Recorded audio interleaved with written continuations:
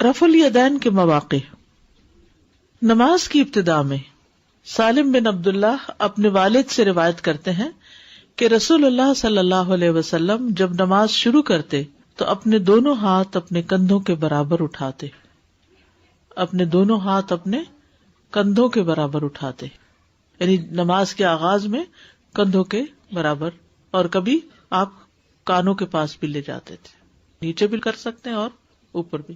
رکوع میں جاتے ہوئے اور رکوع سے سر اٹھاتے ہوئے، رکوع میں جاتے ہوئے اور رکوع سے سر اٹھاتے ہوئے. صحیح بخاری کی روایت ہے، اور جب رکوع کے لیے اللہ اکبر کہتے یعنی نبی صلی اللہ علیہ وسلم، اور جب اپنا سر رکوع سے اٹھاتے تب بھی اپنے دونوں ہاتھ اسی طرح اٹھاتے تھے جیسے شروع میں اٹھائے، اور سمع اللہ لمن حمدہ ربنا ولک الحمد کہتے. لیکن سجدوں میں ایسا نہیں کرتے تھے، سجدے میں جاتے ہوئے ہاتھ نہیں اٹھاتے تھے اور نہ سجدے سے سر اٹھا کے ہاتھ اٹھاتے تھے. 2 رکعتوں کے بعد کھڑے ہوتے ہوئے ابن عمر سے روایت ہے، اور یہ بھی صحیح بخاری کی، کہ جب وہ نماز شروع کرتے تو اللہ اکبر کہتے اور اپنے دونوں ہاتھ اٹھاتے، اور جب رکوع کرتے تب بھی اپنے دونوں ہاتھ اٹھاتے، اور جب سمع اللہ لمن حمدہ کہتے تو بھی اپنے دونوں ہاتھ اٹھاتے، اور جب 2 رکعت ادا کر کے کھڑے ہوتے تو بھی اپنے دونوں ہاتھ اٹھاتے تھے. اور ابن عمر اس کو اللہ کے نبی کی طرف منسوب کرتے تھے، یعنی ابن عمر ایسا کرتے تھے تو وہ کیا کہتے تھے، میں کیوں کرتا ہوں، کیونکہ نبی صلی اللہ علیہ وسلم ایسا کرتے تھے. رفع الیدین کے بارے میں وائل بن حجر کی گواہی.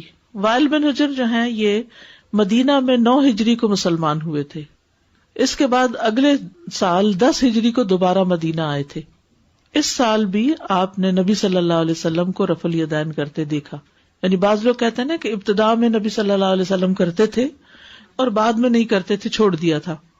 کچھ لوگ کہتے ہیں وہ مکہ میں کرتے تھے یا مدینہ کے شروع میں جب منافقین بت لے کر آتے تھے اپنی بغلوں میں چھپا کر، تو اس وقت پھر یہ حکم ہوا.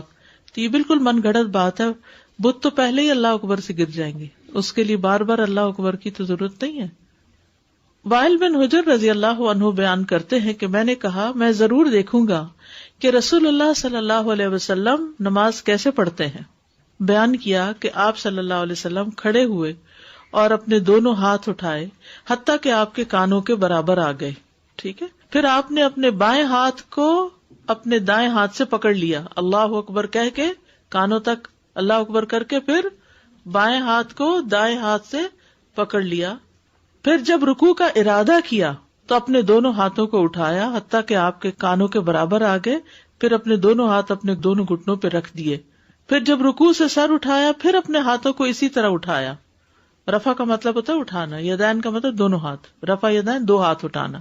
دوسری سند میں ہے، وائل کہتے ہیں کہ ایک مرتبہ پھر نبی صلی اللہ علیہ وسلم کی خدمت میں حاضر ہوا تو لوگوں نے جبے اور کمبل پہن رکھے تھے، سردی ہوگی، تو وہ اسی طرح اپنے کپڑوں کے نیچے سے رفع الیدین کر رہے تھے، یعنی اندر سے بھی کر رہے تھے. وائل بن حجر نے ہر حال میں صحابہ کو رفع الیدین کرتے ہی دیکھا.